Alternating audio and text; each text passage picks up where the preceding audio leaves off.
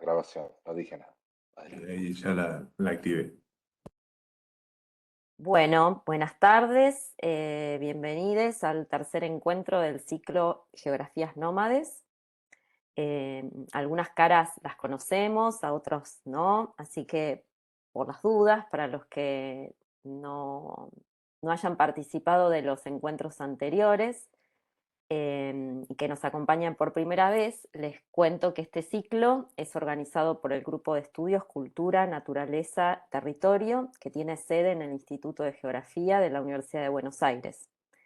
Este ciclo ha sido propuesto y curado por dos integrantes de este grupo que están aquí presentes y a quienes queremos mucho, que son Andrés Núñez y Santiago Urrutia Rebeco. Y un poco da continuidad también a un ciclo que tuvimos el año pasado, que fue organizado por otra integrante del grupo que se llama Azucena Castro. Y bueno, este ciclo eh, parte de la idea del nomadismo como creación, y en el primer encuentro que tuvimos, la presentación que hizo Andrés, nos propuso pensar algunas de las potencias de las geografías nómades, pensándolas en plural, ¿no? Esta posibilidad de centrar lo humano, de pensar lo no binario, la desterritorialización como creación, de aproximarnos a otras conceptualizaciones del espacio para pensar un espacio abierto, en devenir, múltiple. Eh, bueno, y en fin, las potencias de desestabilizar aquello que la disciplina ha ido fijando y sedentarizando. En el primer encuentro, a través de una serie de dispositivos cinematográficos, Wenceslao Oliveira Jr. nos propuso pensar qué geografías emergen cuando el lenguaje nos interpone, a partir de trabajos de Ligny y de Doren Massey. En el segundo encuentro, Juanita Sandberg y Leticia Durán nos presentaron el nomadismo del sargazo y sus modos de reinventar el Caribe mexicano, y así trajeron a la discusión el agenciamiento vegetal, para pensar estas geografías nómades. Hoy nuestras invitadas son Colectiva Materia y nos proponen discutir algunas ideas de Donna Haraway a propósito de la naturaleza, entendida a la vez como topos y como tropos. Antes me gustaría presentarlas brevemente, y para presentarlas, como en todas las presentaciones, voy a empezar por el nombre. Colectiva Materia, son dos palabras, pero nos dicen mucho. Y colectiva, a diferencia del grupo, que remite a un agregado, un colectivo remite a la individuación múltiple en y a través de sus conexiones. Y es colectiva con A, y además del hecho de que esté integrada por tres mujeres, Noelia Billy, Paula Fleischner y Guadalupe Lucero, la A es también la inscripción de quienes han elegido actuar lo femenino y renegar a la enunciación individual y masculina tan naturalizada en nuestras prácticas académicas, no solo en la filosofía.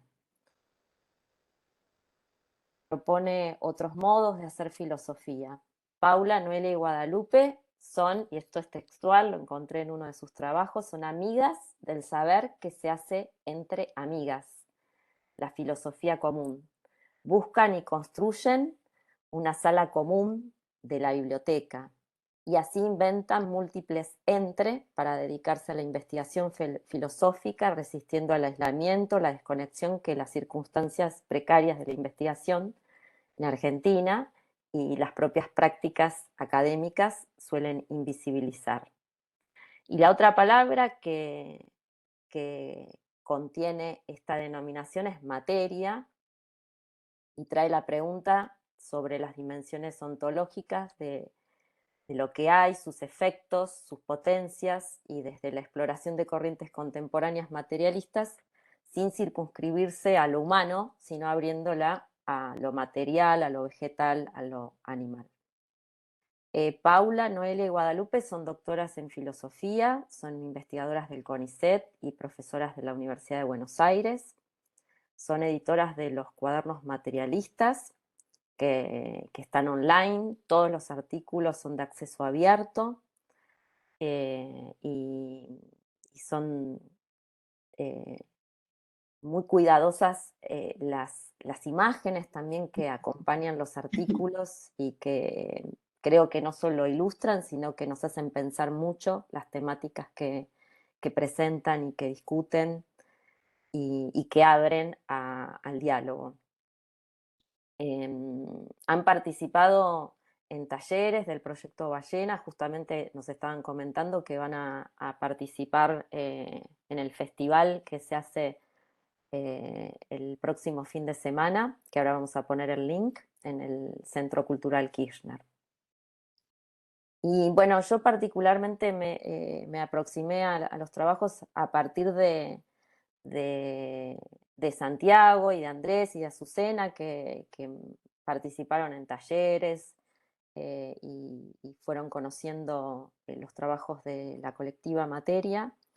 Y, y también a partir de un video que formó parte de la exposición Sin Biología, en el que Paula dialoga con un artista. Bueno, una exposición que eh, pareció maravillosa, eh, que fui varias veces y que siempre me quedaba con ganas de volver a recorrer porque tenía tanto para pensar. Eh, y bueno, que de algún modo sigue presente esa exposición porque a través del soporte digital en el sitio web del Centro Cultural Kirchner y en el canal de YouTube podemos acceder a muchos de los contenidos que se presentaron en el Centro Cultural propiamente dicho. Bueno, y sin más preámbulos, invito a Paula, Noelia y a Guadalupe a iniciar esta conversación y a todos a invitarlos a compartir sus impresiones, comentarios y preguntas a través de nuestro chat y una vez que Paula, Guadalupe y Noelia terminen su exposición. Bueno, muchísimas gracias por esta presentación, además así tan amorosa. O sea, te agradezco muchísimo, Verónica, la presentación y también, bueno, agradecerles la invitación a participar en este ciclo. Em, Vamos a tratar de pensar a partir de lo que estaban proponiendo, esta idea que viene un poco de Donna Haraway, pero también la queremos situar un poco en relación a lo que nosotras venimos trabajando hace bastante tiempo ya, que es esto que hemos dado en llamar el materialismo poshumano, que es como bueno, la corriente de alguna manera filosófica en la cual nos inscribimos, pero que bueno, que es como una cosa un poco que exploratoria que armamos también, no es que nos estamos filiando en una tradición, diríamos, específica, sino que es bueno, un poco un recorrido particular que planteamos sobre algunas de las teorías contemporáneas en filosofía, obviamente de raigambre materialista, como bien decía Verónica, pero bueno, querríamos comenzar antes, digamos, de avanzar sobre la idea que queríamos discutir con ustedes, que tiene que ver con el concepto de naturaleza, tal como lo piensa Donna Haraway. Queríamos como presentar muy rápidamente qué es eso que llamamos materialismo poshumano y por qué nos parece que puede ser relevante pensar desde ahí, ¿no? O sea, desde estas coordenadas que nosotras damos en llamar de esta manera. Entonces, hay en primer lugar una cuestión en relación al materialismo, que nosotras lo pensamos no tanto como una doctrina, digamos, no nos filiamos en doctrinas materialistas que tratan de pensar de alguna manera una definición de materia o una definición de lo existente desde un punto de vista, diríamos, afirmativo, ¿no? Sino más bien pensar la idea de materialismo un poco como la piensa Adorno, ¿no? Que es un filósofo al que nosotras volvemos recurrentemente, y que es la idea de que el materialismo en realidad es un gesto, ¿no? Un gesto filosófico antes que una teoría o una doctrina filosófica, y es un gesto en realidad que aparece en general en oposición o como reacción o como interrupción de otro gesto filosófico que es lo que nosotras, Adorno, digamos, y nosotras con él llamamos idealismo, ¿no? Que excede un poco más que aquello que es la escuela idealista en un sentido estricto, sino de vuelta, ¿no? Un gesto filosófico que podríamos llamar idealista, ¿no? Y pensando un poco también en esta idea de lo nómade, de las geografías nómades, ¿no? Esto que aparece en la convocatoria y que yo estaba releyendo hoy un poquitito a Deleuze, que un poco es como, bueno, lo que está allí en el fondo, ¿no? Desde el punto de vista teórico, en lo que ustedes están proponiendo. Y pensaba un poco también en relación a la idea de gesto filosófico del materialismo a partir de cómo Deleuze piensa la cuestión de la geografía. Y entonces me parecía interesante como para poder entendernos un poco respecto de qué es lo que nosotras llamamos el gesto materialista o el gesto idealista, es cierta oposición o tensión que plantea Deleuze entre geografía e historia, ¿no? O sea, en cierto modo para Deleuze la historia tiene que ver un poco con esto que nosotros vamos a llamar el gesto idealista, en el sentido de que tiene que ver con la posibilidad de construir trascendencia, de poder pensar puntos de vista jerarquizados, puntos de vista unificadores, pero que siempre tienen que ver con algún tipo de perspectiva que se sale justamente de el espacio de la territorialidad para abarcar la totalidad desde una mirada que se separaría de alguna manera de esa existencia material.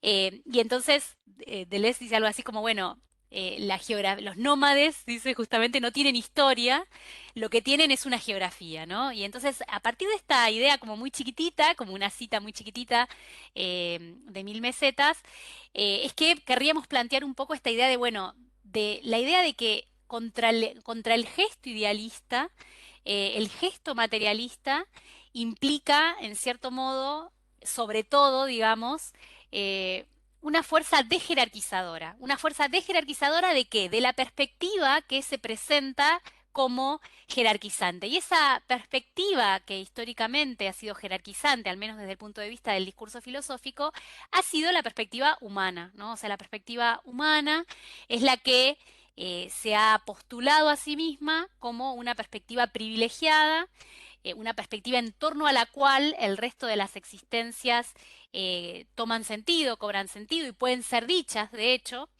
y por lo tanto el gesto, de alguna manera antidialista o materialista, tiene que ver con pensar el descentramiento de lo humano o la dejerarquización de lo humano como una dejerarquización desde el punto de vista ontológico, es decir, poder pensar la existencia, poder pensar la ontología desde una perspectiva no jerárquica, ¿no? Es decir, tratando de evitar, obviamente, de vuelta, esto siempre es algo del orden de la gestualidad, diríamos, ¿no? Porque, bueno, no podemos salirnos completamente de la enunciación humana y, sin embargo, hay una manera de pensar el campo de acción y de enunciación del saber que diríamos, se corra de esa voz unificadora que tiene que ver con la voz de lo humano, la voz idealista, le llamamos idealista en el sentido de aquello que jerarquiza lo existente, ¿no? Desde el punto de vista de la filosofía, el gesto idealista es aquel que construye, diríamos, una trascendencia, ¿no? Un mundo ideal o un mundo de lo verdadero frente a un mundo de lo aparente, para decirlo en términos un poco platónicos. Pero ese gesto, en donde siempre lo que es necesario es determinar ese espacio, diríamos, jerárquicamente diferenciado respecto de lo existente, ese es el gesto que querríamos interrumpir o que queremos pensar como interrupción a partir de este otro gesto que sería un gesto materialista. Y por lo tanto, ese gesto materialista implica hundirse de alguna manera, o sea, como si fuera al revés del gesto de elevarse, ¿no? Se trata de un gesto más bien de hundirse en la territorialidad y poder pensar desde la materialidad, ¿no? A partir del pensamiento de la materialidad es que, en cierto modo, nuestro trabajo siempre ha estado en relación a la articulación de un discurso en torno a las lógicas de existencia y de agencia no humanas, ¿no? O sea, ya sea la lógica de existencia y de agencia vegetal, mineral, animal, ¿no? Poder pensar cuáles son esos modos de existir y de hacer que configuran mundo desde una perspectiva no solamente no humana, sino sobre todo no jerarquizada, ¿no? O sea, básicamente creo que esa es la apuesta del materialismo poshumano y por eso de ahí la idea de lo poshumano, ¿no? De poder pensar en la tradición, diríamos, de un poshumanismo, ¿no? De una crítica de, el lugar hombre como centro de la enunciación. Entonces, es a partir de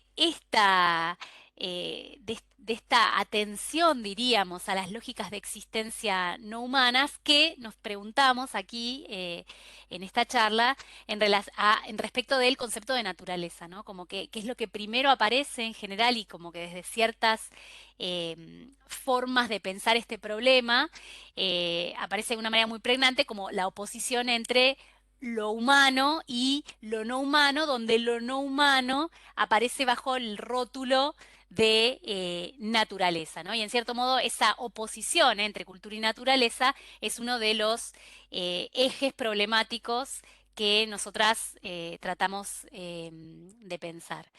Entonces, a partir diríamos, de trazar este horizonte de trabajo, que es desde donde nosotras estamos pensando, es que querríamos en realidad hacer como un pequeño trabajo hacia atrás y pensar desde la modernidad, justamente como ha sido pensada esa categoría de naturaleza, para luego tratar de problematizar el término desde lo que Donna Haraway postula como como problema en torno justamente al concepto de naturaleza.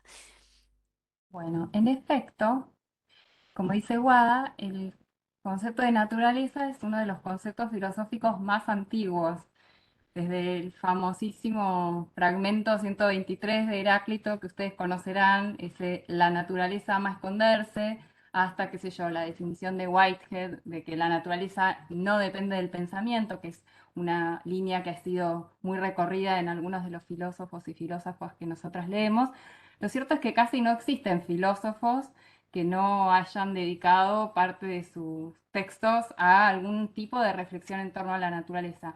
Por eso lo que quisiéramos hacer nosotras aquí, yo voy a hacer como esta parte más aburrida de la conversación, es retomar puntualmente el concepto moderno de naturaleza, específicamente el kantiano, que de alguna manera nos parece que moldeó para los siglos subsiguientes las formas, no sé, metafísicas, políticas, estéticas de lidiar con la naturaleza. Por eso es que cuando les mandamos el resumen de lo que queríamos hacer, habíamos empezado haciendo una serie de preguntas como si la naturaleza es un lugar o un territorio, un escenario, un paisaje, un otro que enmarca la historia humana, o un texto escrito en un código secreto. De alguna manera, en ese resumen lo que hacíamos era adelantar algunas de las aristas que tiene el concepto de naturaleza en la modernidad. Nos parece que Kant de alguna manera resume todas esas aristas y por eso muy brevísimamente yo les voy a contar ahora cómo entendemos que Kant es el responsable de esta idea de naturaleza que sigue todavía muy pregnante en los discursos filosóficos y que a su vez es uno de los que aparece como contrapunto de la teoría de Haraway, ¿no? Entonces, adelantarles un poquito qué es lo que hace Kant con eso es también mostrar la especificidad y la originalidad, en todo caso, que Haraway tiene al plantear cómo lo hace su concepto de naturaleza. Ustedes saben que en la crítica de la razón pura, Kant propone un concepto de naturaleza entendida como conjunto de todos los fenómenos que son a su vez definidos como objetos de nuestra experiencia. O sea, la naturaleza es el conjunto de fenómenos y los fenómenos son definidos como objetos de nuestro conocimiento o como objetos de nuestra experiencia. Es decir, en esa crítica, que es la primera de las tres críticas kantianas, se sentencia la separación del mundo en sujetos que conocen y objetos conocidos. Y a partir de ahí, y con la colaboración de la definición moral de hombre libre, no me voy a meter en eso, pero eso es como todo el trabajo que se propone en la segunda crítica, que es la crítica de la razón práctica. Gracias a estas dos coordenadas, digamos, se separan los seres humanos, protagonistas del progreso de la historia, y la naturaleza, que le funciona casi como un contrapunto escenográfico en el que reina siempre el determinismo.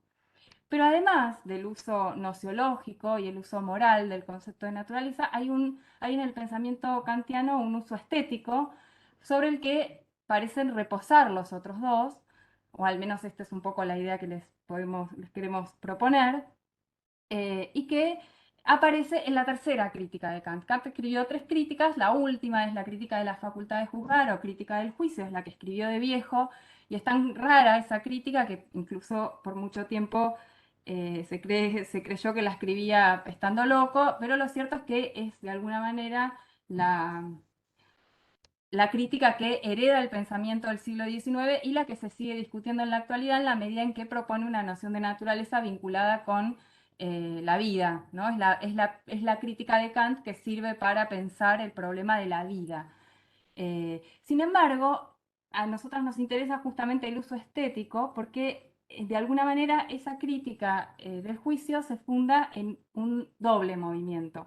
Por un lado, la separación del sujeto con respecto a lo existente, algo que había sucedido en la crítica de la razón pura, ¿no?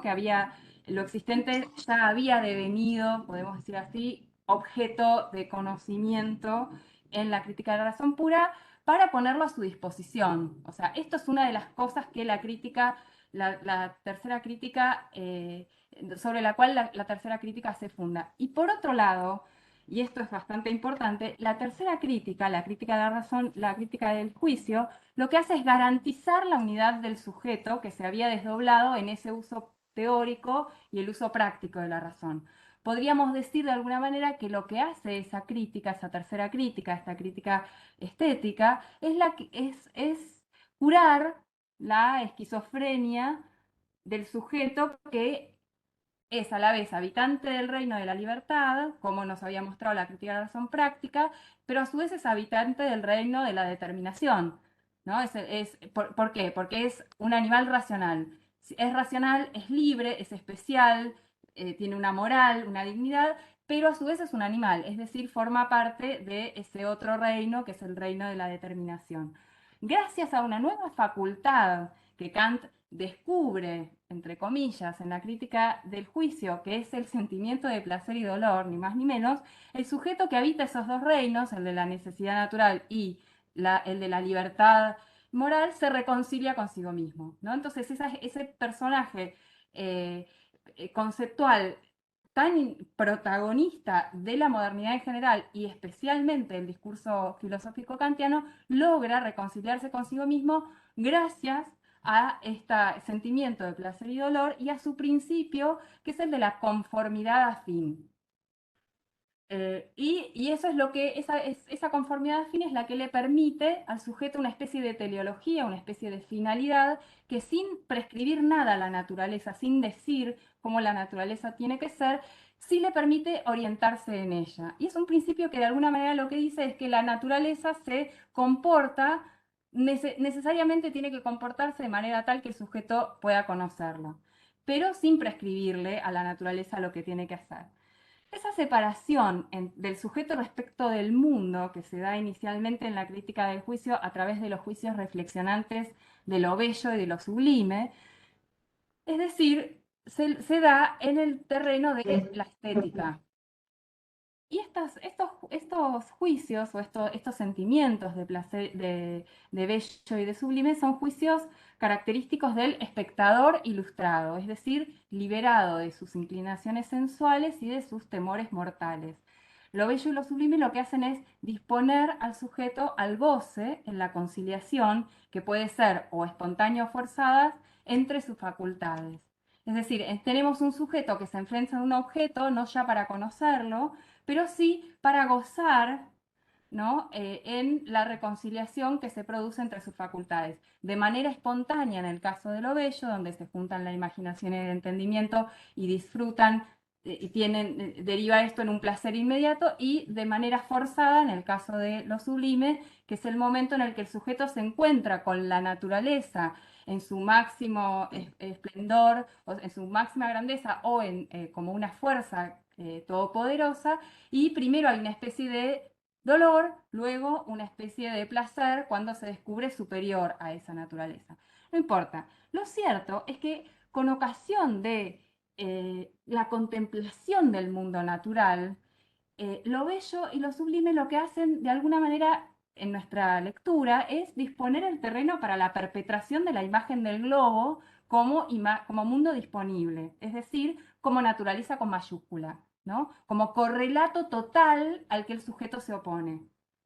Todo esto supuestamente sin prescribirle nada a la naturaleza. Sin embargo, justamente lo que genera es esa imagen de la naturaleza como un globo, como un todo. El gusto lo que hace a su vez, y ahora vamos a volver a ponernos adornianas, como decía Guada, Adorno es uno de nuestros referentes permanentes, el gusto, es decir, esta capacidad de sentir dolor y placer a través de los sentimientos de lo bello y lo sublime,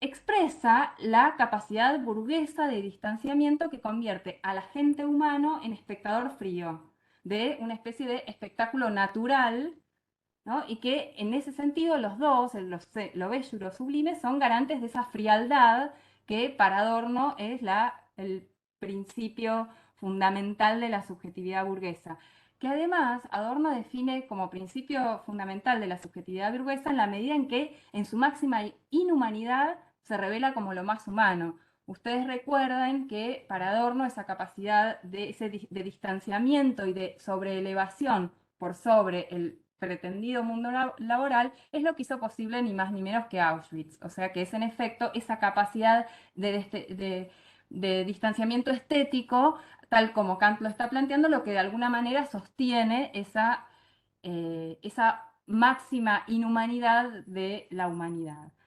Ahora bien, ese anudamiento entonces conceptual entre la naturaleza y la cultura, que tiene esa base estética, le permite de alguna manera interiorizar y humanizar, a ver, los fines de la naturaleza para poder tornarla en su máxima visibilidad en un paisaje, ¿no? Cuando se separa la naturaleza y se la convierte en pura visibilidad, separada de su materialidad, ¿no? Cuando se la transforma en imagen, entonces se la transforma en el correlato imaginario de un punto de vista no corporal y no situado, y por lo tanto, de alguna manera, implicaría una especie de doble movimiento, ¿no? El concepto de naturaleza transformado en paisaje. Estoy diciendo todo un poco rápido porque la idea es contar cómo esto dejó de acontecer. Pero más o menos para que nos entendamos.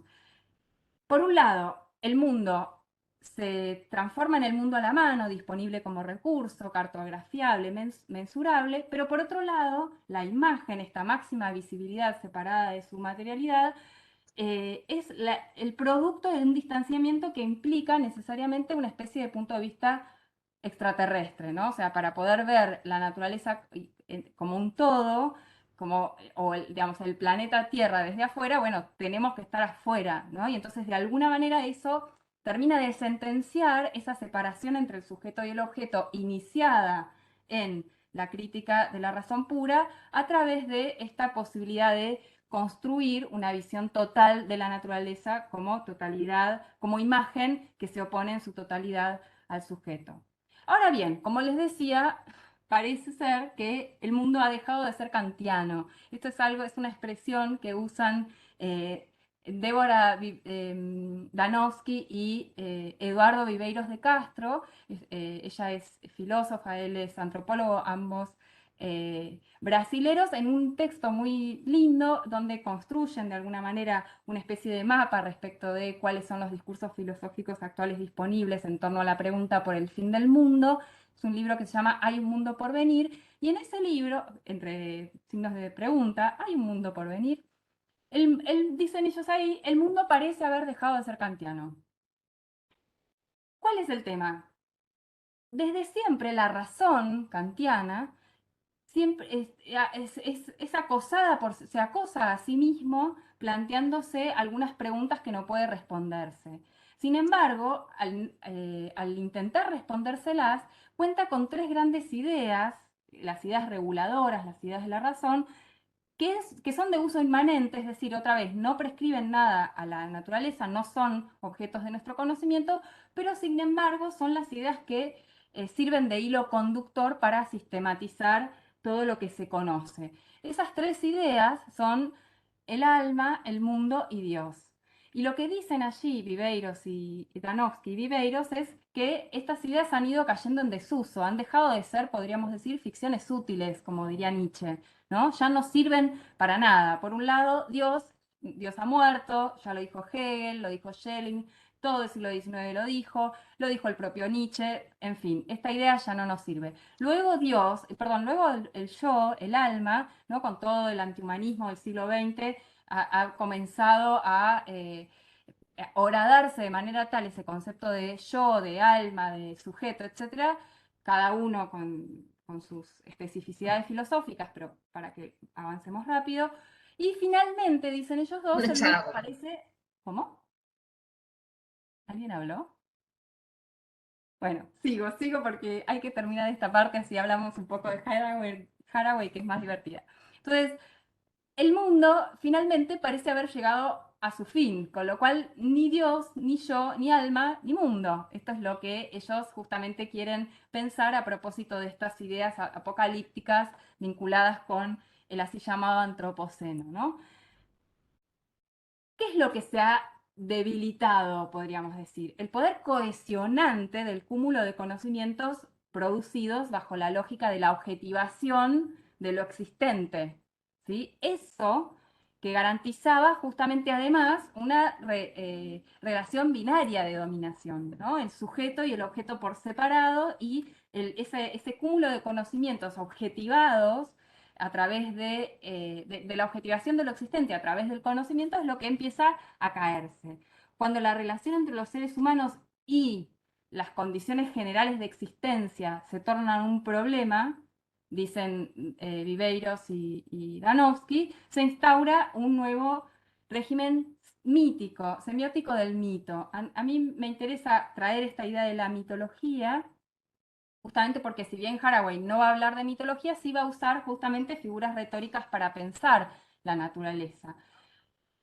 ¿Cuál es la especificidad del régimen semiótico del mito? Que es indiferente a la verdad y la falsedad empírica de sus contenidos, ¿no? Entonces ya estos discursos, incluidos los filosóficos para estos autores, son discursos que ya resultan indiferentes respecto de la verdad y la falsedad de sus contenidos. Por eso, ellos van a intentar analizar, y esto no voy a avanzar con esto, pero sí van a intentar analizar los discursos filosóficos actuales acerca del fin del mundo como intentos justamente de pensar o de inventar una mitología adecuada al presente, ¿no? Como si fuera fabulaciones orientativas en que el mundo, que pareciera ya no responder a ese principio de conformidad del que hablaba Kant, parece justamente una naturaleza desquiciada que ya no se comporta de acuerdo con nuestras facultades de conocerla. Ahora, que el mundo haya dejado de ser kantiano también significa, por un lado, esto, ¿no? Que se necesitan ahora sí mitologías en el sentido de contenidos explicativos que ya no estén relacionados con la verdad y la falsedad de sus contenidos empíricos. Y por otro lado, significa que asistimos a una progresiva descomposición del tiempo y del espacio. Es decir, el fin del mundo lo que hace es descomponer el tiempo, el asunto del fin, y descomponer la idea de espacio, nuestro mundo, ¿no? Entonces, ¿qué es lo que dicen ellos? Estamos ante la degradación de las dos formas condicionantes de la sensibilidad, el espacio y el tiempo, que eran justamente en la crítica a la razón pura las dos condiciones a priori que permitían justamente el comienzo de todo el proceso de conocimiento, ¿no? El sujeto cuenta con una serie de herramientas para poder abordar el mundo y conocerlo, una de las cuales y es muy fundamental, son las condiciones a priori de la sensibilidad, el sentido externo, el tiempo, el sentido interno, el tiempo. perdón, el externo, el espacio, el interno, el tiempo. Esas condiciones a priori, esas condiciones a priori de la sensibilidad, ahora han dejado de ser condiciones a priori y empezaron a ser formas condicionadas por la acción humana. La acción humana ha producido, y ahí empieza como el juego de la palabra antropoceno, ¿no? Y cómo de alguna manera la especie humana, y bueno, y qué parte de la especie, bueno, eso no me voy a meter ahora, pero sí ha transformado el espacio y el tiempo en formas condicionadas, ¿no? Hemos condicionado desde la humanidad estas dos formas. Frente a esa trascendentalidad kantiana, que es una exigencia humana de que el mundo se adecúe a nuestros modos de acceso, pareciera que Gaia, bueno, o el calentamiento global antropogenético, o la era del antropoceno, lo que quieren, irrumpe con un tipo de trascendencia, y esto es algo que va a decir Isabel Stengers, que responde y que ya no va a poder no ser tenida en cuenta. Con lo cual, también en este sentido, es que el mundo ha dejado de ser kantiano. Es en ese contexto entonces en que queremos ubicar el pensamiento de la propia Haraway en torno a la idea de naturaleza, a la que define como una cosa imposible a la que no podemos dejar de desear, ¿no? Ahí está la imposibilidad y el deseo juntos, y por eso, bueno, es necesario en principio empezar a decir todo lo que no es. Y esto es una pequeña cita que no les voy a leer, pero que esté ahí, para que vean cómo ella va deshaciendo a lo largo de sus producciones teóricas todos estos lugares comunes con los que se definió a la naturaleza a lo largo de la modernidad, y no solo en la modernidad. Pero, y ahora sí para terminar, hay dos conceptos que ella va a usar, y esto es lo que nos va a abrir un poco a pensar la última parte de la conferencia más sobre la idea de narratividad y tal. Ella dice, la naturaleza es, por un lado, un topos, es decir, un lugar común, un tópico para la consideración de temas comunes, y por eso es un lugar donde se puede de alguna manera reconstruir la cultura pública, dice ella, ¿no? Como si estuviera ahí apuntando justamente a una revalorización política del concepto de naturaleza, en la medida en que es ahí donde los asuntos públicos puede ser el lugar que alberguen, que albergue la discusión de nuestros asuntos públicos o comunes. Y por otro lado, dice ella, es un tropos, es decir, una figura en el sentido también de artefacto y de construcción, pero también en el sentido de movimiento y desplazamiento, ¿no? De viaje, de cambio, de retorno, ¿no? De un retorno que no preexiste a su construcción, ¿no? La naturaleza es entonces un artefacto y es un lugar común.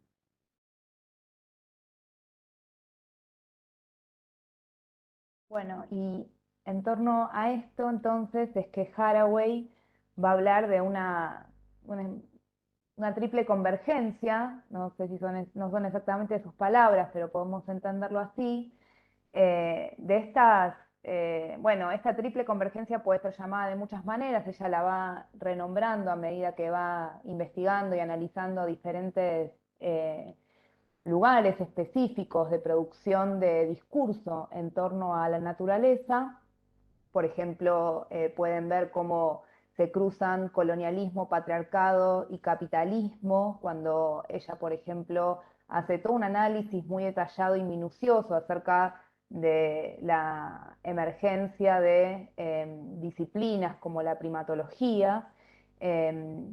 Pero para decirlo en términos generales, podríamos pensarlo como una convergencia entre lo material, lo narrativo y lo social.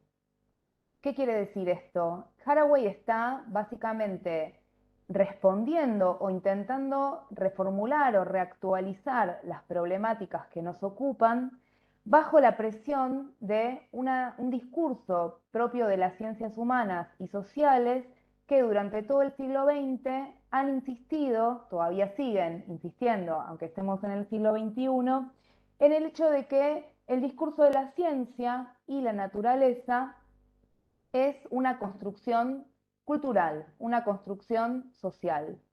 Entonces, si por una parte, como decía antes Paula, para la filosofía y en general muchas veces para el sentido común y sobre todo para el sentido común de la ciencia.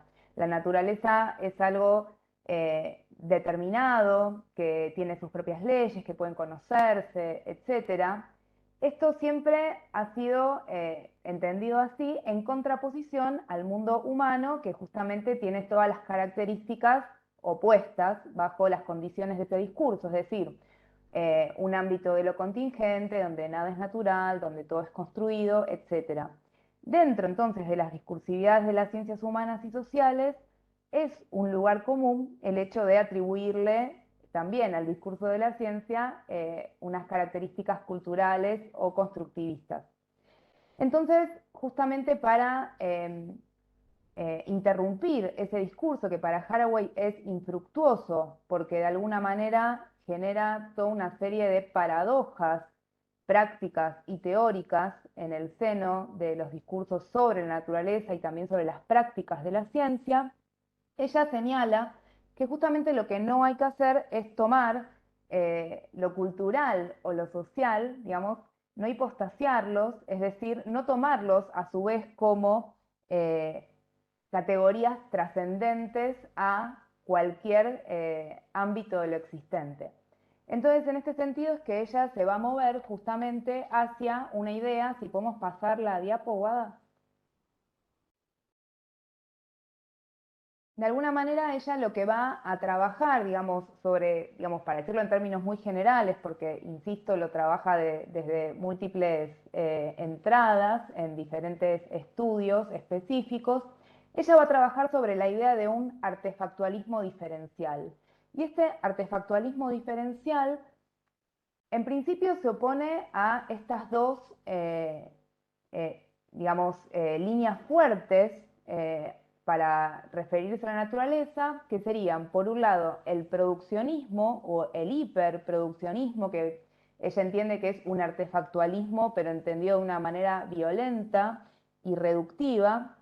¿Y por qué es violenta y reductiva? Porque justamente es la que surge, de los discursos que le atribuyen una total construcción por parte del humano a la naturaleza, y a partir justamente de esa mirada que se tiene, de esa construcción de la naturaleza como algo absolutamente producido por el discurso humano, se transforma a los no humanos en entidades mudas e inertes que están absolutamente a disposición de los hombres, ¿no? Básicamente, para decirlo en términos actuales, se transforma todo en un recurso para la voluntad activa del hombre, y entonces, y en consecuencia, se priva a todo lo no humano de algún tipo de agencia, para volver un poco a los intereses que Guada les mencionaba al principio, que son los de la colectiva materia.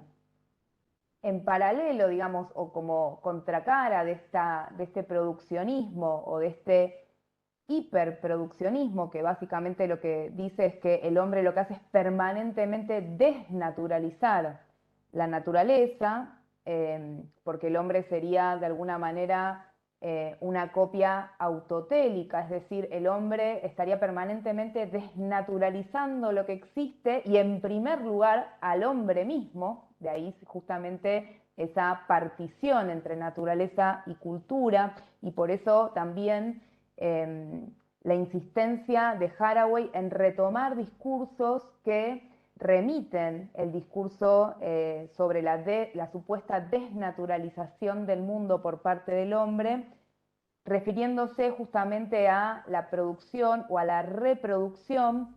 Ella menciona que justamente la idea de que el hombre se crea a sí mismo como si fuera de una manera absolutamente incondicionada, por retomar un poco, forzando los términos en los que hablaba Pau antes, ella dice que justamente este es el mito ilustrado, es decir, de la ilustración, de la modernidad, es el mito ilustrado de la trascendencia. Y entonces ahí ustedes pueden encontrar toda una serie de estudios que son de otras investigadoras y que Haraway retoma.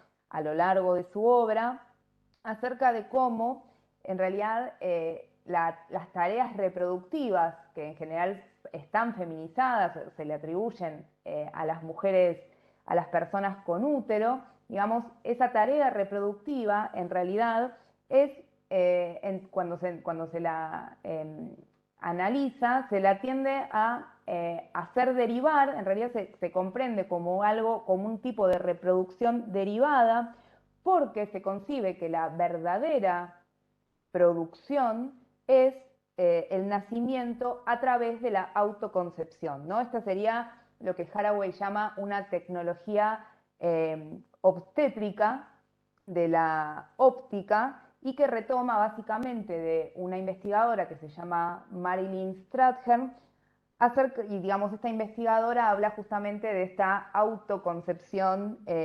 masculina o un segundo nacimiento heliotrópico, ¿no? Todas con nociones que llevan a la idea de que la verdadera concepción, la verdadera producción y entonces la verdadera creación está en manos de los varones de la especie.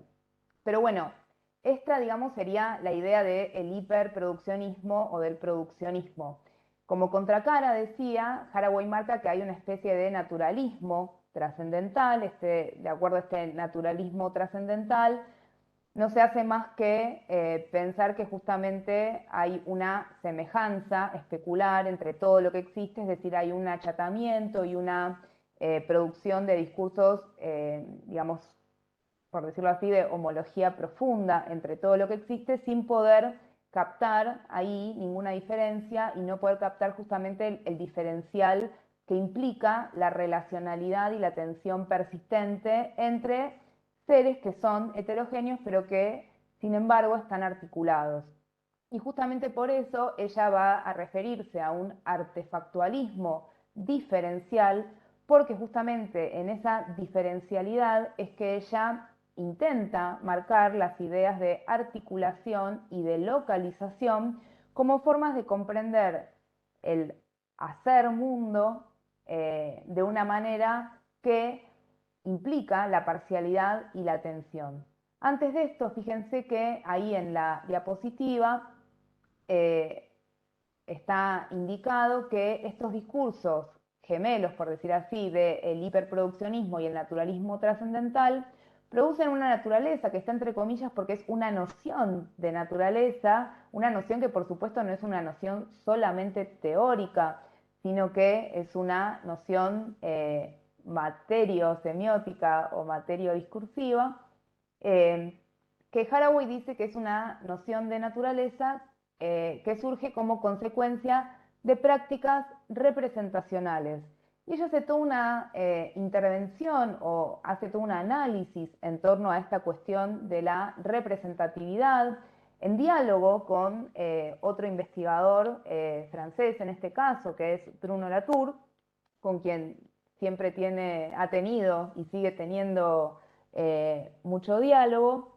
Pero bueno, cuando ella se refiere a esta idea de que la naturaleza es una consecuencia de prácticas representacionales, justamente opone la representación a la articulación. ¿Por qué? Porque dice que bajo la idea de una naturaleza que hay que representar, lo que sucede es que el mundo se escinde entre los representados, el entorno o el ambiente de ese representado y los representantes.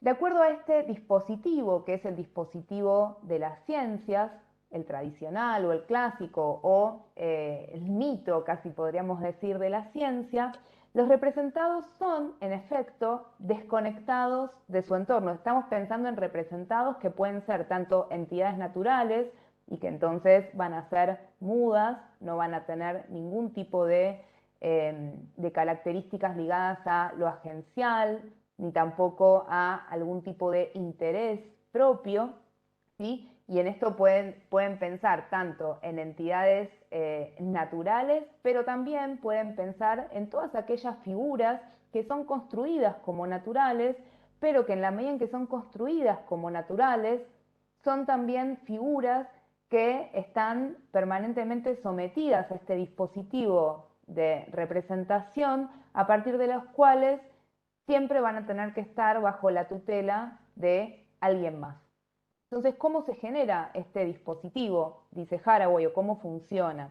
Bueno, precisamente se desconecta a los representados de su entorno. Este entorno precisamente es lo que está cerca, digamos, son las relaciones que lo hacen ser a este representado, y este entorno se considera como amenazante. Entonces, una figura característica, podríamos decir, en términos de entidades naturales, es, por ejemplo, Haraway lo toma ahí también en La promesa de los monstruos, que es el fragmento, de donde viene el fragmento que estaba mencionando antes Pau, es, por ejemplo, el jaguar, ¿sí? Entonces el jaguar va a ser una entidad natural que va a tener que ser desasida de su entorno, que son, por ejemplo, el Amazonas, donde habita, son las personas humanas con las que coexiste en el Amazonas, otros animales, etc. Y entonces, en la medida en que ese entorno se le presenta como amenazante, todo aquello que esté cerca tiene que ser desconectado de él. Entonces, estos representados también actúan como nexos discursivos y no discursivos, y son la base de una práctica representativa que le va a dar autoridad al ventríloco, ¿sí? ¿Quién es el ventríloco? Bueno, el ventríloco va a ser justamente el representante, el que le dé voz a una entidad que es considerada entonces muda, ¿sí? Que tienen que ser permanentemente interpretados sus intereses, tienen que ser permanentemente reformuladas las relaciones que le convienen, y entonces siempre va a ser el representado un receptor de la acción y nunca un coautor de una práctica articulada entre compañeros sociales diferentes, ¿sí? Otro ejemplo clave que da Haraway como buena feminista es lo que sucede en torno a los debates sobre los embarazos no deseados, ¿sí? Ella dice, en los mismos términos en los que se piensa, por ejemplo, el bienestar o no, o la conservación o no de un jaguar, también se ha pensado así la situación de los fetos, donde justamente el feto es una figura que debe ser representada, que se la separa de su ambiente, que sería la persona que lo gesta. Esa persona que lo gesta se figura como un entorno que lo amenaza porque tiene intereses contrapuestos, y entonces a partir de esta contraposición de intereses entre el representado y su entorno o su ambiente, tiene que intervenir la figura del representante, que justamente tiene como función darle una voz a partir, y esto es lo importante, a partir de un supuesto desinterés, un absoluto desinterés en el sentido de no tener intereses propios, sino solamente velar por los intereses del representado. En la modernidad, y por todas las razones que antes estaba comentando Paula y que antes también comentó Wada, ese representante, el lugar privilegiado del representante, va a ser el científico, ¿no? Entonces ahí también se genera una figura del científico como una persona que solamente busca la verdad, que no tiene ningún interés propio y que no estaría actuando o practicando la ciencia ni bajo la presión de normativas ni de saberes previos, y que su único fin sería la verdad. Entonces, básicamente todo esto para decir que Haraway a este tipo de práctica o de tecnología representacional que cinde el mundo de esta manera y lo organiza, lo configura de esta manera, que esto da lugar precisamente a unas prácticas materiales, a unas prácticas narrativas y a unas prácticas sociales, obviamente las tres permanentemente amalgamadas, digamos, sin poder escindirlas más que analíticamente, ella va a privilegiar la idea de la articulación y de la localización. Ahora bien, ¿qué quiere decir aquí articulación y sobre todo localización? ¿No? Estamos pensando en una investigadora que es bióloga, zoóloga, además de emprender, que es más que nada por aquello que es conocida, estudios, lo que se llama estudios sociales de la ciencia. Estamos pensando entonces en una persona que valora mucho la ciencia, que no está en contra de la ciencia ni de la práctica científica, pero que reclama justamente una visión y una práctica de la ciencia que apunte a pensar la propia práctica científica como un lugar de producción de discursos interesantes acerca de la naturaleza, de entidades naturales, de relaciones que se dan en el ámbito de lo natural, ya aquí por supuesto entendiendo lo natural como una práctica donde no solamente están involucradas entidades no humanas, sino entidades humanas y no humanas, un poco entonces haciendo muy permeables las fronteras entre lo natural y lo cultural, lo técnico y lo natural, lo artificial y lo natural, etc. Pero entonces quería terminar diciendo que esta idea de la localización justamente tiene que ver con que tenemos que permanentemente prestar atención a los fenómenos como la condición de una articulación, una encarnación particular y seres que están permanentemente frente a la mortalidad. Es decir, la localización no se opone, la localización no es decir, bueno, tenemos que ir a lo concreto como si la deslocalización fuera abstracta. Por el contrario, la localización es algo que tiene que ver justamente con señalar la parcialidad, con señalar la finitud y también justamente con hacer ver permanentemente cuáles son las tensiones que se están dando entre el fondo y la figura, entre el texto y el contexto. Esto es para decir solamente que cuando Haraway habla de localización o de ciencia de objetividad parcial o ese tipo de formulaciones, no está hablando de contextualizar una práctica, ¿sí? No está hablando de ir a lo concreto, porque la localización no es una lista de adjetivos, es decir, no es decir, bueno, este discurso está hecho por varones blancos heterosexuales, ¿sí? Tampoco la localización o lo concreto es algo que sea transparente, o sea, autoevidente, en contraposición a una teoría que sería solamente construida o solamente abstracta, sino que justamente la localización va al nudo donde lo abstracto y lo concreto parecerían oponerse, y por eso es una práctica que permanentemente revela las tensiones y pone de manifiesto la manera en que se articulan relacionalmente las diferencias que hacen surgir figuras como si se desprendieran de un fondo o textos como si se desprendieran de contextos.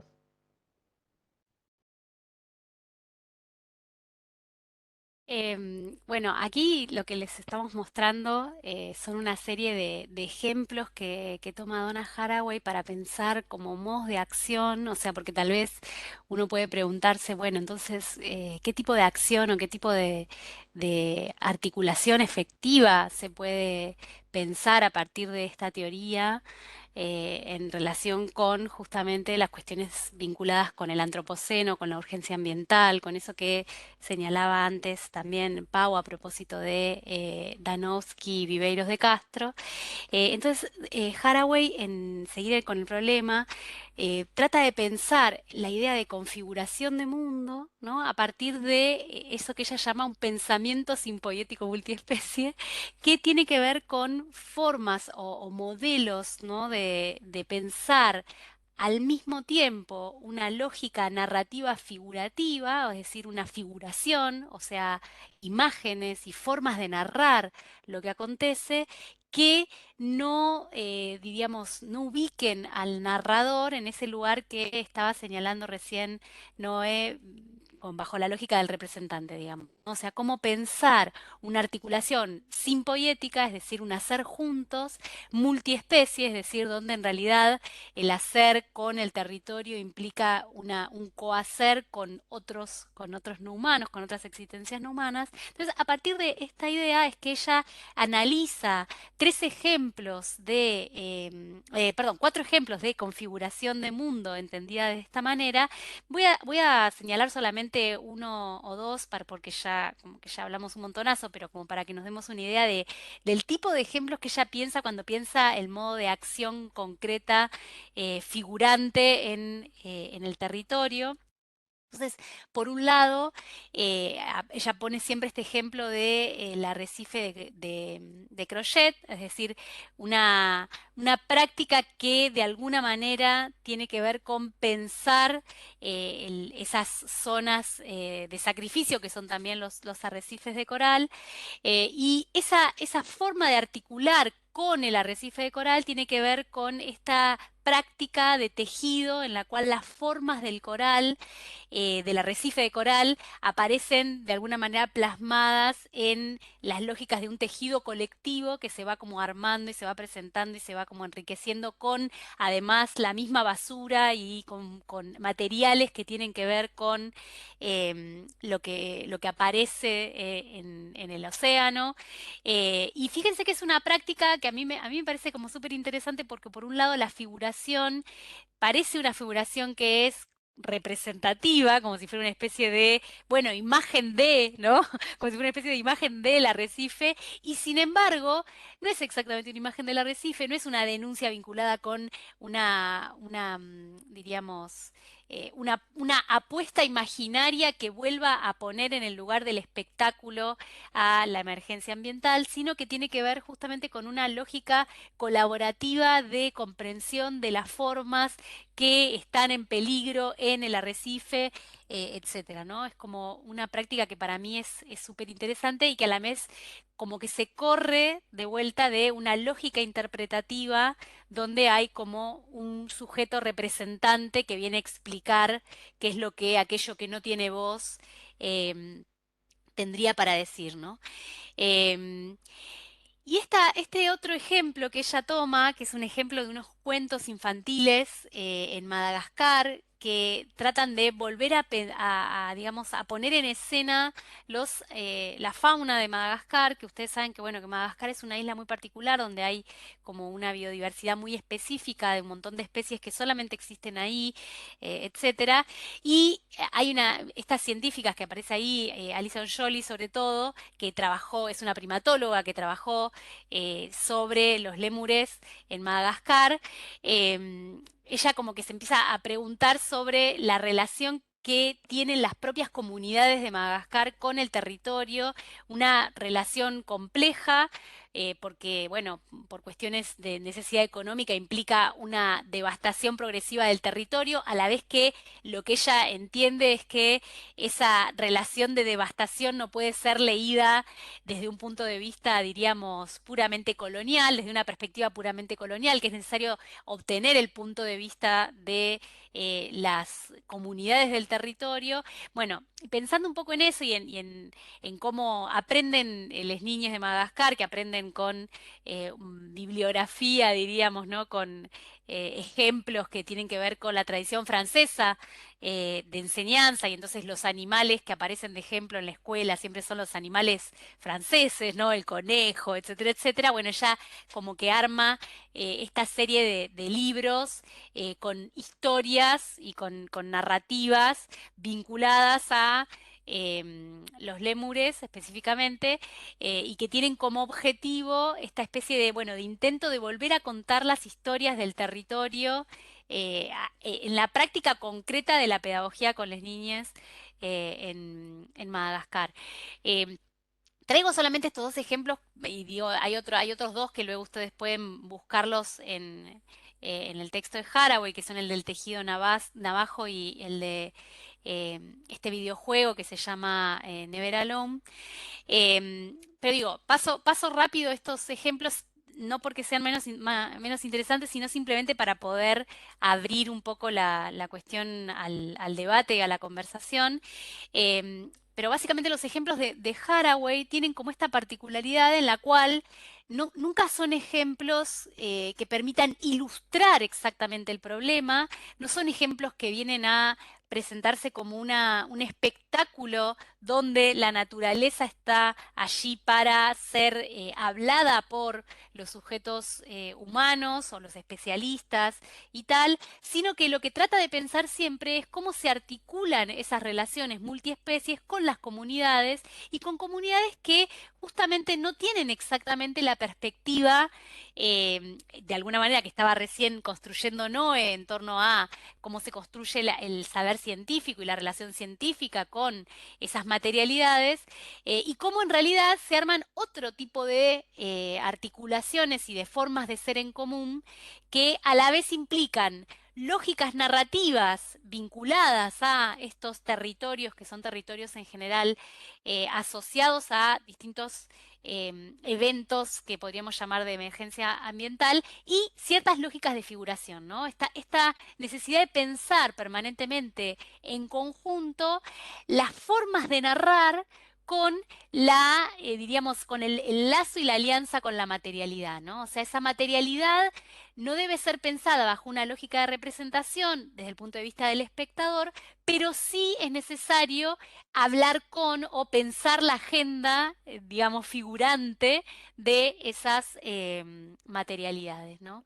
Entonces, bueno, un poco, digo, así muy rápidamente estos ejemplos, pero para terminar un poco aquí con la presentación de Haraway y más bien invitarles a ustedes a conversar sobre esto.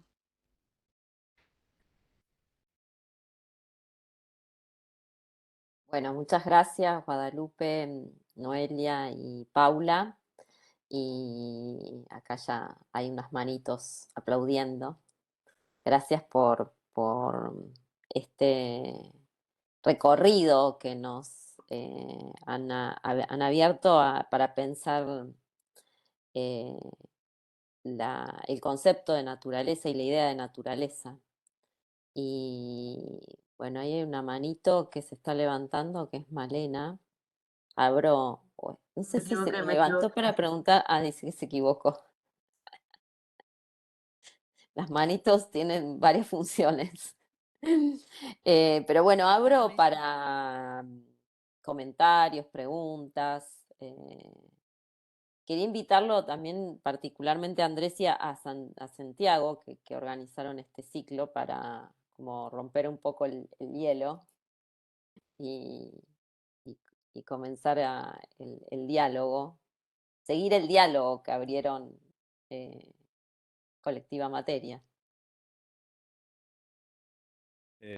Bueno, maravilloso para mí, la verdad, escucharlas nuevamente. Me he quedado con varias cosas y varias preguntas. No sé, como para empezar, me gustaría pensar dónde coloca Haraway en esta explicación sobre naturaleza el concepto de capitalismo, digamos. Eh, de algún modo, Viveiro de Castro nos recuerda o le reclama a Latour justamente el que se olvida un poco del factor capitalismo como un factor que incide permanentemente en esto, digamos. Yo quiero después preguntar algo sobre la articulación y la localización, pero finalmente quien genera capturas identitarias y jerarquiza y estabiliza y evita el nomadismo y la desterritorialización es precisamente, o uno de los agentes, el capital. Entonces, no sé cómo lo ven ustedes, digamos, en esta articulación y en este análisis de Haraway y los otros que hicieron también, bueno, en general la exposición, cómo entra y dónde entra y a qué nivel entra el tema del capitalismo.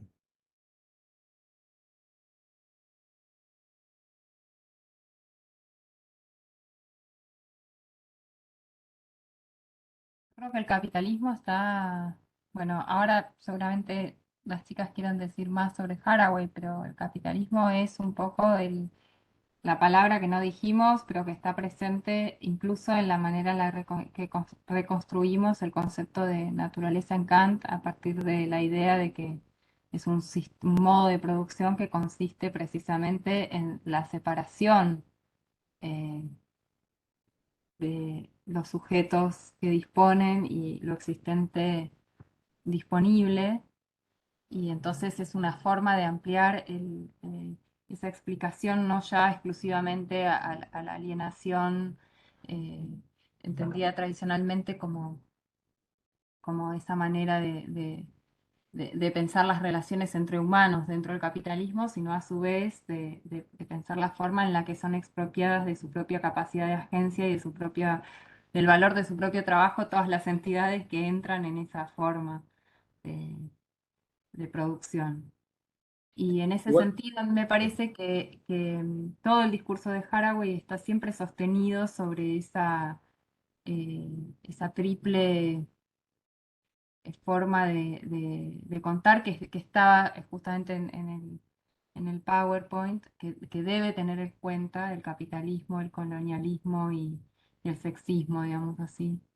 Y que no pueden pensarse por separado. O sea, no es que hay que hacerle un lugar al capitalismo, sino que el capitalismo es un entramado con esos otros dos aspectos que ella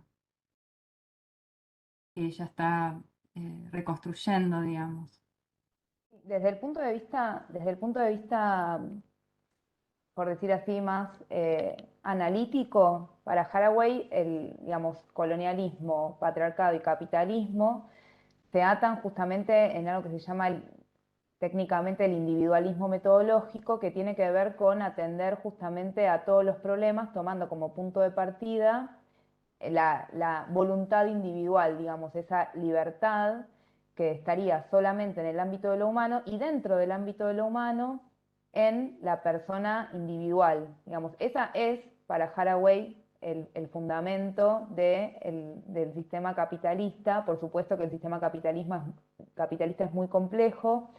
Ya en el siglo XXI ella desarrolla, junto con otras investigadoras e investigadores, la noción de plantacionoceno, de capitaloceno, justamente pensando de qué manera no se trata, digamos, en el capitalismo solamente de cómo, bueno, un poco como decía Pau, solamente los seres humanos son, digamos, reducidos a muy pocas de sus condiciones, digamos, en los ámbitos en los que pueden crear y los que pueden producir, es decir, que la producción es solamente la posibilidad de transformar la naturaleza y crear valor para ser intercambiado en el mercado, etcétera, sino que esa condición está atada a una serie de otras condiciones. Por ejemplo, cuando ella analiza la noción de plantación-oceno, indica de qué manera la plantación como una tecnología puede ser entendida como una tecnología justamente donde quienes trabajan, que no son solamente humanos forzados a trasladarse desde otros continentes y a trabajar de forma, digamos, esclavizada, sino también plantas, sino también animales, digamos, hay una clase, si se quiere, que está unida ahí justamente a partir de la esclavitud, que tiene que ver con el desarraigo, que tiene que ver con la racialización, en la medida en que quien trabaja no puede ser propietario, no puede tener relaciones que excedan las de la transformación absolutamente concreta y privada de todo otro ámbito, digamos, de todo otro tipo de relación, por ejemplo, la de los afectos, por ejemplo, los de la moldeabilidad, los de la transformación mutua, los de la crianza, etc. Y justamente a partir de este régimen de desarraigo, este régimen racializador, este régimen que expropia a los seres digamos, de la relación que ellos mismos producen, se genera justamente esta clase común, digamos, de muy diferentes interespecie, interreinos, que va a dar lugar justamente, como dice Haraway, a partir de la plantación al modelo de la fábrica, que es fundamentalmente, junto con la toma de tierras, la inmanentización de la trascendencia, etcétera, son los fundamentos, digamos, del capitalismo. Y Sí, justamente sí. la localización, ya me parece que tu pregunta iba ahí, precisamente tiene que ver con eso, tiene que ver con que, como decía Guada, en los casos de análisis que toma Haraway, precisamente ella está permanentemente poniendo de manifiesto de qué manera las presiones económicas están siempre anudadas con una narratividad, con una forma de comprender las interacciones y las relaciones entre todas esas entidades que justamente en general son discursivizadas por el capitalismo, por decir así, digamos, el capitalismo como sistema que organiza y produce una naturaleza justamente en los términos en los que le conviene al capitalismo, es decir, una naturaleza absolutamente muda, absolutamente disponible, que no es de, que digamos que no está en relación con quien está cerca, con quien trabaja, con quien vive a partir de ella, con quien es amada por ella incluso, y que entonces a partir de eso justamente el capitalismo puede romper fronteras, deslocalizar, desarraigar, digamos, y generar todos los movimientos que tienden a profundizar, ¿no? el modo de producción de naturaleza y el modo de producción de humanos que es propio del capitalismo. Claro, eso es lo que me parece a mí notable en esta discusión porque finalmente termina produciendo un nuevo territorio. El último axioma del capital en el mundo hoy, digamos, es la neutralidad de carbono. Entonces, de algún modo, vuelve a generar un territorio y bueno, nos instala la promesa de que va a terminar o sea, va a lograr la neutralidad de carbono de aquí al 2030, ahora otros dicen 2050, y es como la lógica del desarrollo, de la propia modernidad, en definitiva. Instala el asunto en el futuro. Por ahí van, pero nada, me- está bien, cerremos aquí para poder seguir y después podemos retomar. Pedro Pablo había levantado la mano por ahí. Sí, muchas gracias. Gracias a las compañeras. Excelente, excelente presentación. Yo solamente quería aportar un poco en la línea de la pregunta de André y la discusión final. Y es que Haraway, en este libro del Quedarse con el problema, intenta justamente salir de la narrativa moderna, ¿no? Y escaparse de los discursos, bueno, primero de la gran narrativa eh, inexistente, pero también de las narrativas modernas en el sentido del capitaloceno y el antropoceno. Y por eso ella propone, un poco jugando con las palabras, y a mí me lo dice, casi como un chiste, esta idea del tuluceno, ¿no? Sacando cosas de la literatura y de otras bolsas, ¿no? De otro mundo. Entonces lo quería comentar porque es también como un gesto poshumanista, ¿no? El gesto poshumanista creativo de inventar algo, de crear, de hacer una ficción distinta, pero saliéndose de los discursos del capital, yo por lo menos eso es lo que entiendo en Haraway, y saliéndose de los grandes relatos de la modernidad. Es decir, no hay un relato del antropos, no hay un relato del hombre, no hay un relato de la naturaleza, no hay relato al final, ¿no? Y que hay juegos ficcionales o especulaciones, fabulaciones, como le llama ella, y juega todo el rato con esto del science fiction, ¿no? Con fabulaciones feministas, con especulaciones, etcétera. Entonces, nada, quería como ponerlo ahí porque creo que ella busca con más o menos éxito, eso habría que cuestionarlo, preguntarse, salirse de esta discusión moderna, como dice ella, que tiene que ver con el capital y con la modernidad. Eso por un lado. Y ahí valdría la pena preguntarse qué geografías devienen o aparecen en ese famoso Tuluceno, ¿no? Es otra cosa, por lo menos, ¿no? Yo veo casi como un juego poético, ficcional, eso por un lado. Y después, creo que el concepto fuerza de ella también, o uno de los conceptos fuerza, es el de parentesco, ¿no? El kinship, making kin, ¿no? Que no pareció ahora tan fuerte en la presentación, pero creo que nos instalan en lugar de la relacionalidad, ¿no? Es decir, que también es una idea muy muy posmoderna o poshumanista, digamos, ¿no? Que lo que interesa no es tú o yo, ¿no? Sino que es el entremedio, es el tercero, uno podría decir, que aparece en la relación. eh, un poco aludiendo a Levinas, ¿no? Y a otro filósofo.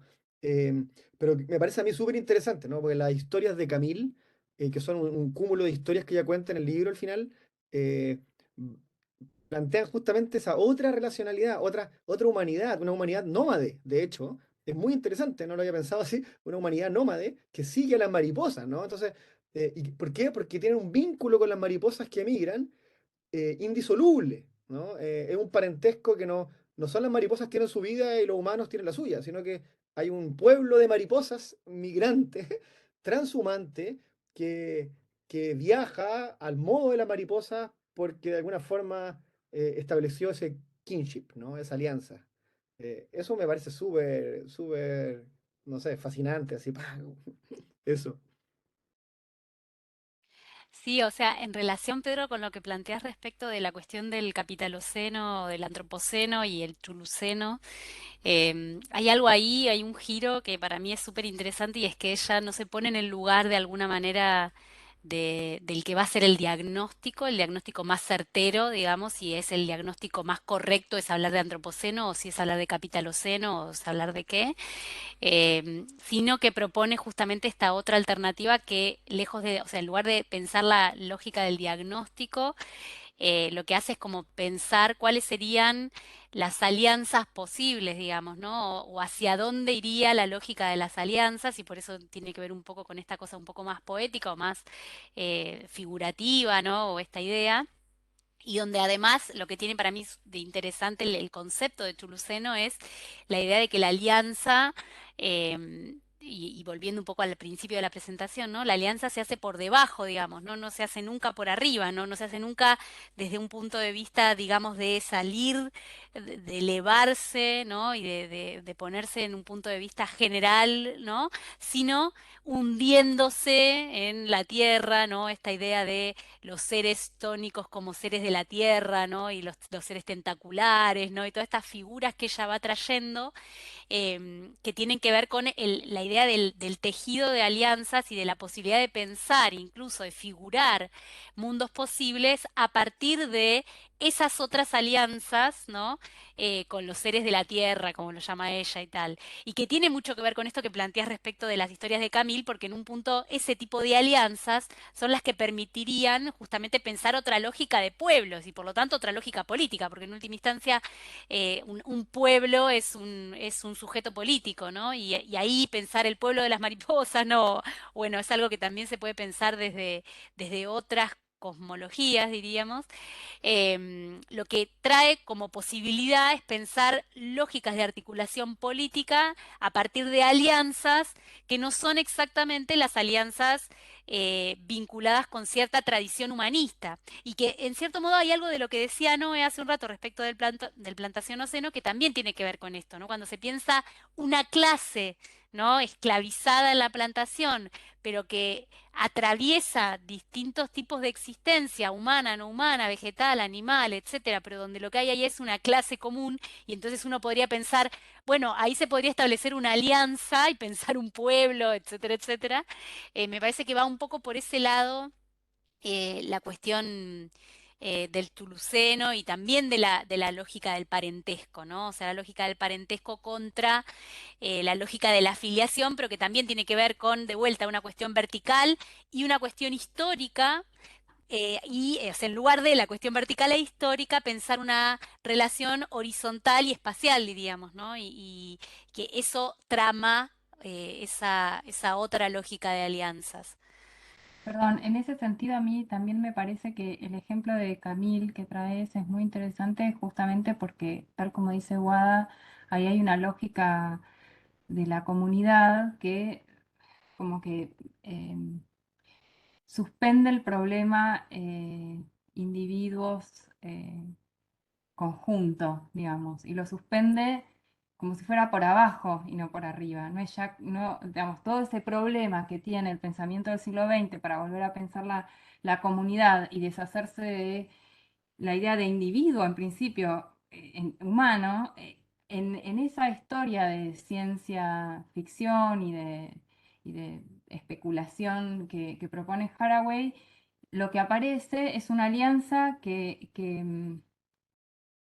atraviesa los cuerpos, ¿no? Porque bueno, Camille, las sucesivas Camille van adquiriendo, siendo hibridadas, la palabra no es hibridación, pero bueno, van como sí, entrando en componendas corporales con esas otras especies, ¿no? Y entonces ya de alguna manera lo que está intentando ella hacer es pensar en la línea de esa biología contemporánea que busca como pensar por fuera de la idea de especie de individuo y construir justamente una idea de pueblo que ya no tenga ese problema ni del individuo, ni tampoco de la pertenencia del individuo a una especie determinada, porque entonces ahí lo que hay es un pueblo, pero es un pueblo que desde sus componentes básicos es siempre un nomadismo multiespecie, digamos, ¿no? Como en cada uno de esos cuerpos hay una especie de nomadismo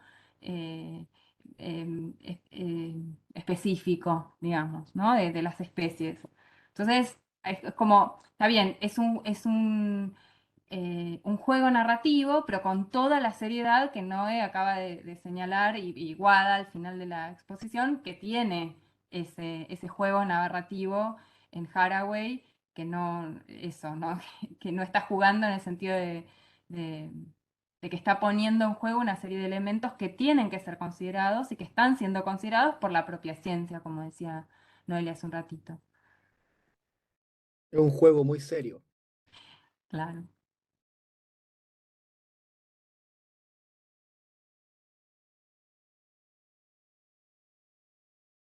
No sé si hay más comentarios, preguntas.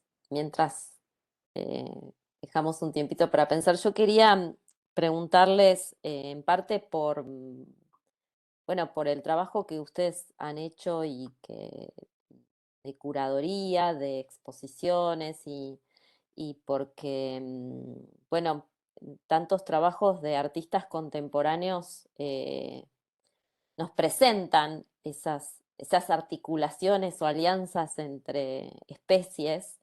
em, ¿Cómo, cómo participa y qué alianzas tienen ustedes como investigadoras con estas prácticas artísticas que creo que de manera muy, eh, de maneras múltiples nos están llamando a esas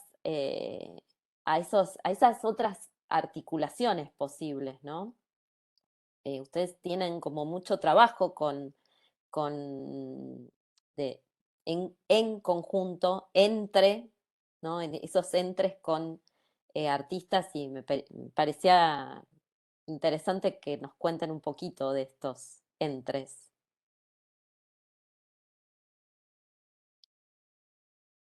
Bueno, yo lo que quiero decir es que, un poco retomando en el espíritu de Haraway, la idea, y bueno, un principio de la colectiva materia, que es que el problema que tiene la filosofía con el materialismo es que la filosofía siempre quiere pensar la materia, y la materia es algo que no puede ser pensado tal como quiere la filosofía, y que por eso nosotros tendemos siempre a seguir los materiales, podríamos decir, y en ese sentido tendemos siempre a pensar las configuraciones locales a partir de la noción de práctica, ¿no? Y entonces creemos que justamente en nuestro medio las prácticas artísticas son aquellas que permiten también expandir el sensorium y pensar cuáles son las relaciones posibles, digamos, permiten hacer una experiencia del sensorium que justamente nos lleva más allá, de alguna manera, de nosotros mismos y nos permiten articular con otros modos de existencia en el sentido de otras lógicas de la percepción, otras lógicas de la sensibilidad. Y justamente muchas prácticas artísticas contemporáneas eh, urgidas por la emergencia climática, sobre todo por cuestiones de emergencia ambiental muy concretas y muy específicas, tienden precisamente a generar narraciones y figuraciones que, como es habitual en nuestras latitudes, están siempre muy atentas a las ramificaciones y los desarrollos políticos de esas mismas prácticas. Es decir, a diferencia de prácticas artísticas tal vez del norte global, que están más atentas al propio desarrollo de las disciplinas artísticas, en el sur global, justamente presionados por las condiciones en las que vivimos todos, las prácticas artísticas tienen una dimensión política que no puede ser escindida de la propia práctica de los artistas. Entonces, en ese sentido, para nosotras es fundamental, en el mismo sentido en que para otras personas que por ahí no están tan atentas al arte, pero sí quizás a los discursos científicos, porque también es cierto que la ciencia se practica de muchas maneras diferentes, muchas muy interesantes, muchas articuladas también con estas mismas emergencias locales, pero bueno, a nosotras se nos dio más por el lado del arte. Y entendemos que ahí justamente hay una idea de práctica que precisamente permite expandir esas experiencias y generar otros nodos narrativos y otras formas de relacionarnos con lo que está pasando en términos de mucha urgencia muchas veces, ¿no?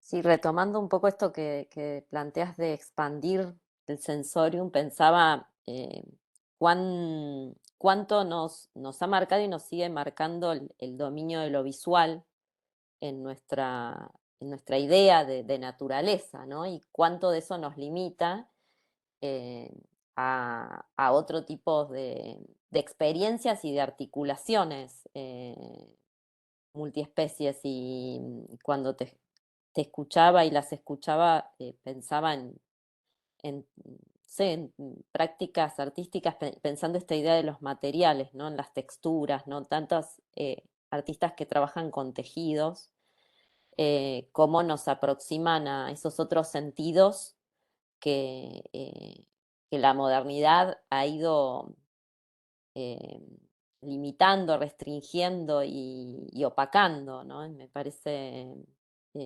bueno, súper interesante esto que traes de expandir y articular otras formas de percepción y otras lógicas.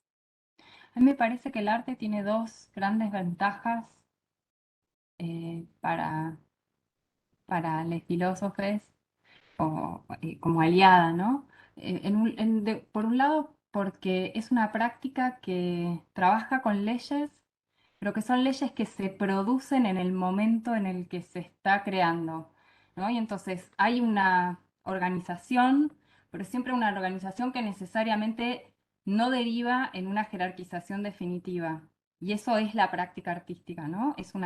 Genera leyes que sirven para sí misma en cada una de esas circunstancias, ¿no? Y esa es como si fuera la prerrogativa de la creación artística. Y por otro lado, tiene para mí la gran ventaja que es, digamos, quizás el motivo por el cual Platón expulsó a los poetas de la polis, y que tiene que ver con la posibilidad de no, justamente de jugar plásticamente con la narratividad y con el mito. O sea, el mito es algo del orden de lo verdadero, entendido de la forma en que cada uno quiera, pero sí algo que de alguna forma trasciende las explicaciones personales que nos damos para las cosas, y entonces en ese sentido tiene alguna relación con una construcción colectiva o alguna experiencia colectiva que compartimos y tal, pero a su vez ese mito nunca es, en el caso del arte, definitivo. Digamos, pensemos en los poetas griegos que para cada uno en su momento específico, no sé, Edipo cumple un rol fundamental y bueno, van creándose versiones incluso contrapuestas, contradictorias y bla, y eso no genera justamente porque no están detrás de una especie de verdad empírica que sostendría el verdadero Edipo, digamos. Y eso genera una cohesión que obviamente esto es peligroso porque, bueno, existió el nazismo del siglo XX, que es una digamos, una instrumentalización del mito. Quiero decir, yo sé que esto es complicado, pero que de alguna manera permite un poco, y ahí lo digo como en los términos de Danowski y Viveiros que mencionaba yo cuando hablaba, de alguna manera correr el problema de la verdad, no entendiendo, como decía Noelia también, no entendiendo, bueno, que todo es construcción y que ya no tiene sentido esa pregunta, sino que necesariamente tenemos que entender que hay cosas que acontecen y que experimentamos a las que no podemos darles un contenido empírico verdadero o falso. Y que entonces, bueno, me parece que el arte tiene esas dos cuestiones que para la filosofía son absolutamente atractivas a la hora de construir un diagnóstico del presente, si dijéramos que la filosofía es eso que dice Foucault que tiene que ser, que es precisamente hacer una ontología del presente, ¿no? En ese sentido creo que a nosotras, digamos, es casi como extractivistamente nos interesa estar y pensar y trabajar con esas prácticas artísticas porque ahí encontramos un gran aliado para un materialismo poshumano como el que proponemos. Algo así, diría yo.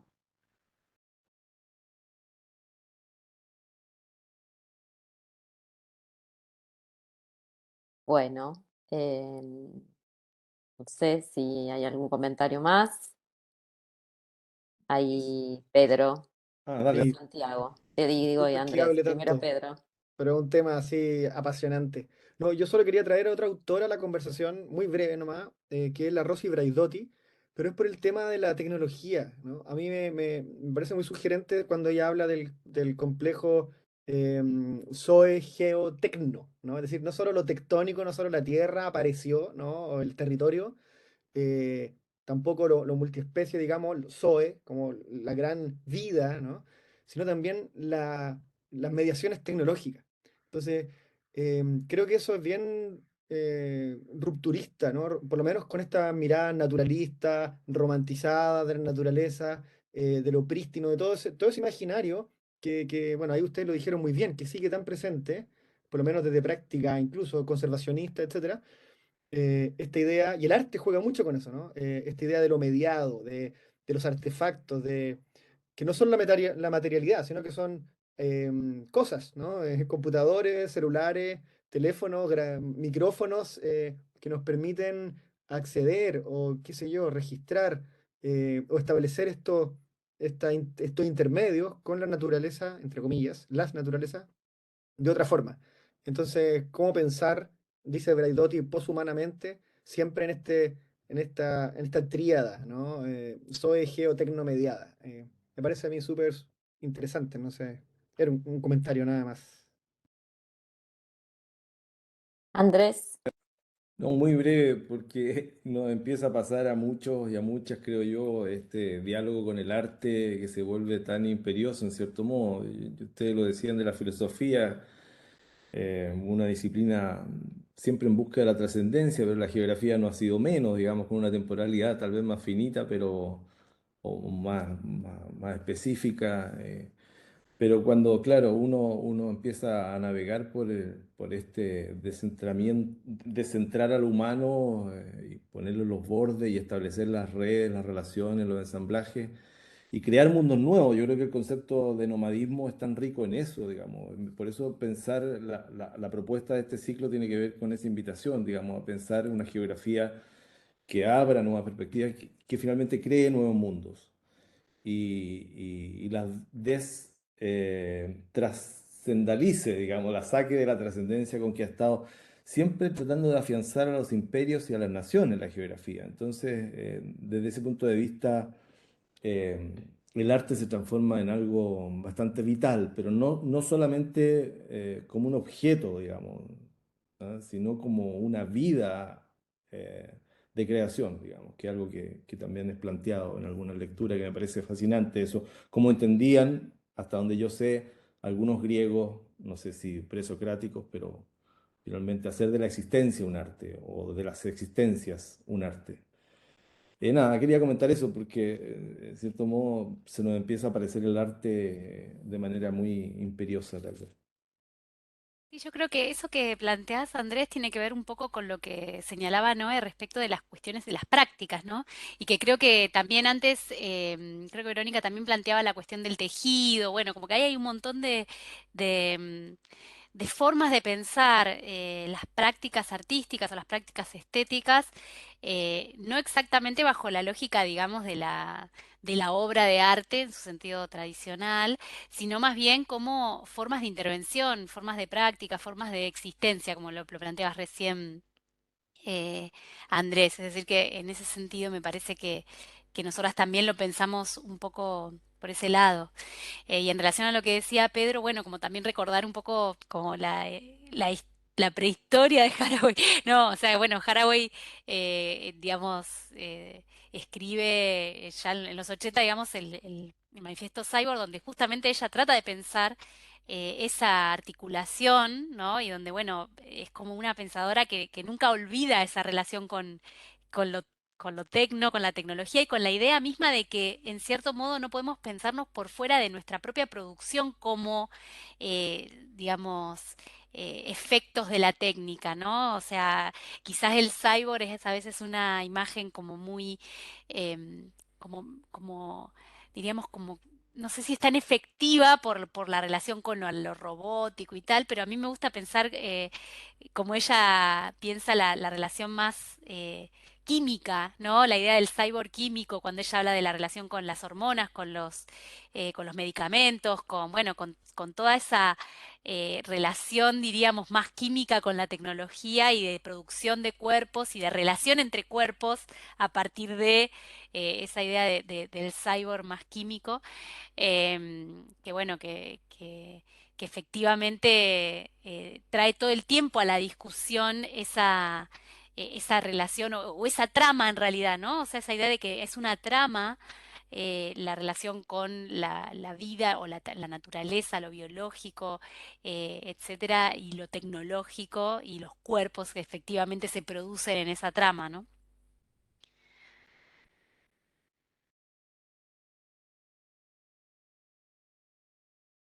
Bueno, no vamos a abusar de colectiva materia, nos quedaríamos charlando mucho tiempo, pero podemos ir a escucharlas el próximo viernes. Acá voy a poner el link. Eh, Verónica, me sí, das un solo segundo nomás, pero Deleuze tiene una frase que me impacta mucho que es antes del ser la política, dice él en una parte, y bueno, me parece en cierto modo que tiene que ver con apuntar a las relaciones de fuerza que es el poder. Y desde esa perspectiva, nada, quería agradecerles la tarea efectivamente que Verónica se ha encargado de subrayar, que hacen ustedes, muy potente, diría yo, y que de algún modo articula la aparición de nuevos mundos. Así que muchas gracias por estar con nosotros y nosotras en este ciclo. sí, agradecerles no solo esta instancia, sino todas las instancias en las que podemos encontrarnos con ustedes y que nos invitan a seguir pensando.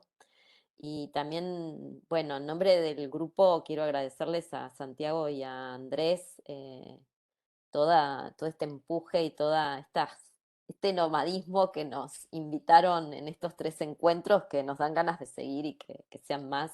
Bueno, veremos en qué deviene y cómo seguimos. Ahí Santi levantó la mano. Yo, más que, o sea, ninguna pregunta, solamente capaz que ustedes no se acuerdan de mí con Andrés. Nosotros fuimos su orgulloso estudiante y para nosotros fue súper significativo ese encuentro. De hecho, fue de alguna manera, en mi caso yo estaba desarrollando mi tesis y con Andrés, bueno, siempre hemos venido trabajando y pensando juntos y fue realmente uno de esos virajes importantes, no solamente como en el pensamiento, sino que precisamente en la vida y nada, para mí súper emocionante poder escucharla. Yo ahora estoy lejos también, como que se mezcla con otras etapas de la vida, pero las trayectorias así se van de alguna manera entremezclando y también agradecerle muchísimo como su disposición y que hayan venido aquí a compartir sus reflexiones, que son siempre súper enriquecedoras. Produjeron nuevos mundos. Tenemos multiplicidades de mundos. Esperamos venir Bueno, siempre. muchas gracias. Invítenos siempre a decir. Me emociona que nos digan eso, porque bueno, para una siempre pesa el trabajo, etcétera, pero bueno, es súper gratificante.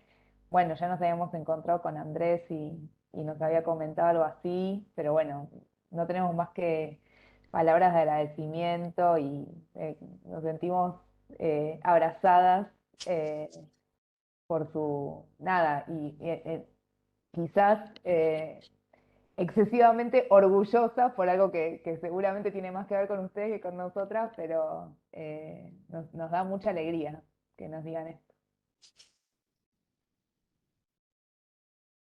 Bueno, qué lindo encuentro y que sigan los nomadismos, porque seguramente nos iremos cruzando en otros puntos.